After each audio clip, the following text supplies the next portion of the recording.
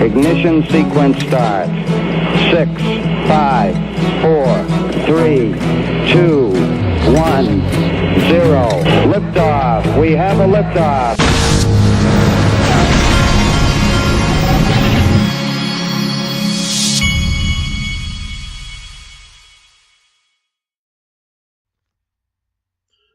Hey everybody, this is the Digital Asset Investor, and I am late getting to this video today.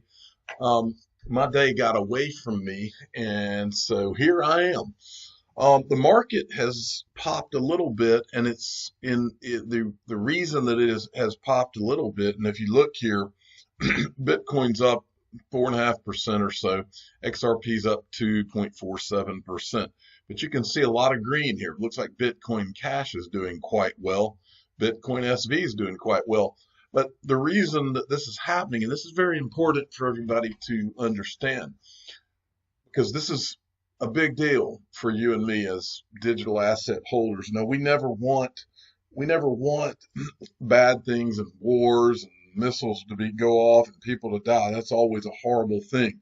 I know people right now who are being deployed as a result of what's going on in the news right now. But what this is related to is there, and I'll show you, we'll go through it here. But the reason these prices spiked is because there's uncertainty in the world, and Trump had well, I'll just show you. There are some military actions going on around the world. But first I wanted to show you, I tweeted this out.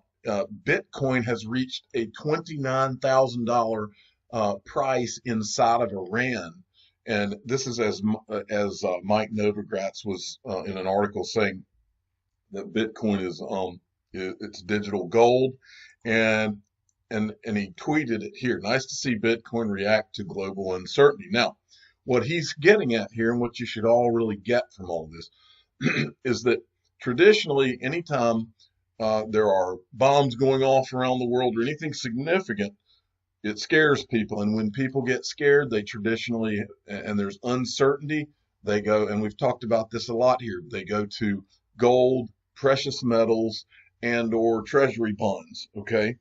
Well, now we're in a world where the governments of the world have run up the debts, and the debt's out of control. I've always said that eventually these treasury bonds are not going to be looked at as the safe haven that they always were.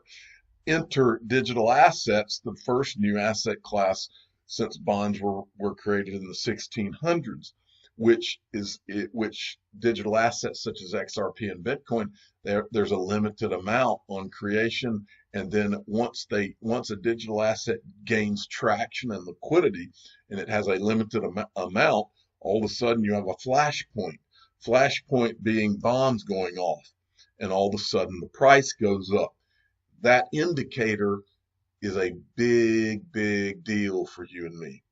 And many times when you see economies collapse and things, and many times when you've seen things that triggered the markets to get pummeled when they probably were due to be pummeled anyway, it happens with one flashpoint. And many times those flashpoints are things like what happens. So let's go through just to show you here. This is from Jonathan D at XRP_YD7.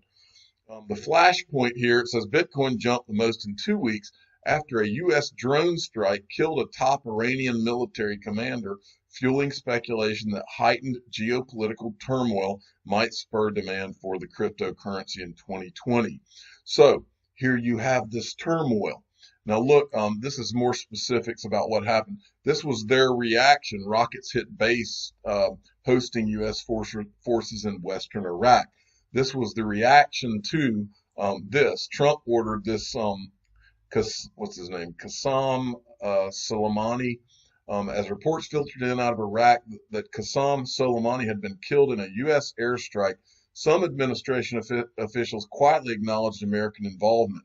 Then a tweet from President, an image of the American flag, let's see, an image of an American flag, absent any commentary, and finally a statement from the Defense Department. Trump ordered a strike on Soleimani, leader of the Islamic Revolutionary Guard's Quds force, to prevent attacks on U.S. personnel. So you can see what's going on. And that is what caused the prices to go crazy. Okay. Or not crazy, but what caused the crypto and in crypto, just as in the stock markets, many times it's one flash point that the markets have been waiting for to either send it down or to send it up, usually where it probably belonged in the first place. And it takes some kind of a flash point. All right, Michelle Vandenberg sent me this. And this is from Mike Dugas, who is a very anti-XRP guy. I don't even like covering his stuff, but I will because it's here. Binance CEO CZ Binance has said that there are 2 acquisition deals in the pipeline he is very excited about. These are major and will have significant impact, he said. It will be interesting to see what he's talking about. All right, and then we've got this. Now, I have not watched this video, but I wanted to make sure you all knew to go watch it because these guys right here have done a lot of really thorough research, and they've always been good guys in the community. Many of us have learned the hard way that there's good guys and there's bad guys, and these guys are good guys. But the crypto utility guy, who is also one of the good guys, wow, all XRP holders need to watch this amazing SPQR video. It is game, set, match. Bitcoin maxis watch it too, but sit down and be ready to seek counseling. Well, on this Friday night, because the digital asset investor is kind of a nerd, I'm going to sit down and enjoy their video. And I want to send you all to their video, and that is SPQR Media, and give them a subscribe. These guys are sharp, okay? And I think these guys, don't quote me, but I think they're going to be at the DLT Con in Los Angeles in May, I believe. And so, all right, but I'm going to watch this here in a few. I've watched a little bit of it, but I'm going to finish watching it. Okay. Fidelity Digital Assets tweeted this out on January 3rd, 2009. Satoshi Nakamoto mined the Genesis block of the Bitcoin network, embedded with a message for citizens of the world. And I wanted to show this because many of you, especially that are new to this, have never seen this. When Bitcoin was put out in 2009, it was not a coincidence that it happened in the middle of the financial crisis. Someone had enough of the government's printing money, bailing themselves out, and doing it at the expense of the citizens of the world, tax-paying citizens of the world. So they wrote this, and I don't understand the Genesis block and all this, that's not my bag. But someone wrote into the code of Bitcoin, January 2009, Chancellor on brink of second bailout for banks.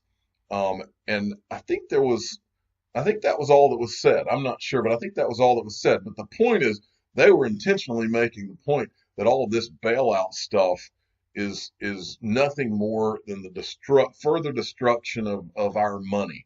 And that was Bitcoin was the answer. Brown Melancholy XRP at Mike Honcho _11. Peter Schiff, the fools on CNBC just said the worst thing that can happen to a central bank is to not be able to create inflation. In other words, print money.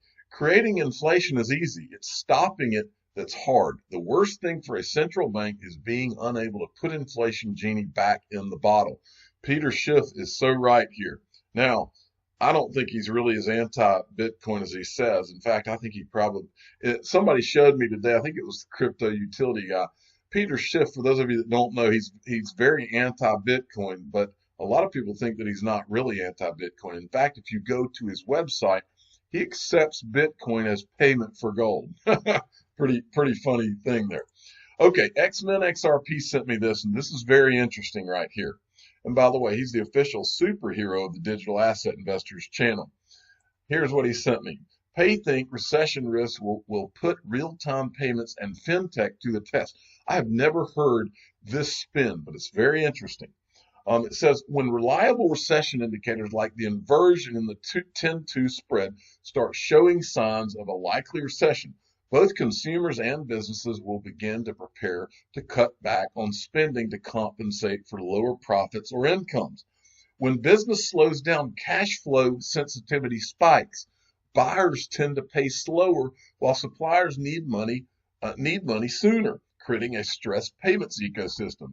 In those moments, it becomes even more important to understand where payments are, when they will be delivered, and to have better access to overall supply chain finance options. And if you go down here, look at this. Like the innovation we've seen when banks and fintechs collaborate, the same mindset can apply here.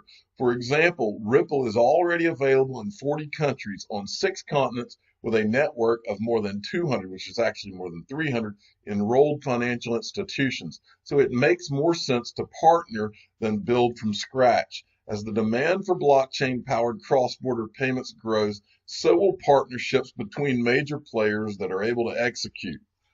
That is pretty interesting. I had not heard that kind of take on this. South Korea works to bring cryptocurrency into the mainstream. South Korea is considering legislation to bring cryptocurrencies into the mainstream and mulling whether to tax crypto assets.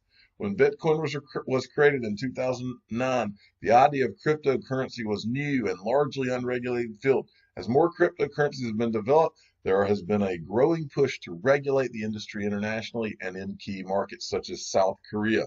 Remember, folks, South Korea was ground zero for XRP going to the moon. Well, not the moon, but on its way to the moon in 2017 when CoinMarketCap stopped factoring in the prices and tanked the price. Don't forget that. Never forget. Then I got 2 things from XRP Crypto Wolf. China's State Intellectual Property Office revised its guidebook to specify patent examination procedures regarding new tech like blockchain and AI. Effective February 1, patent applications for blockchain, AI, and big data will be subject to new regulations. And then he sent me this.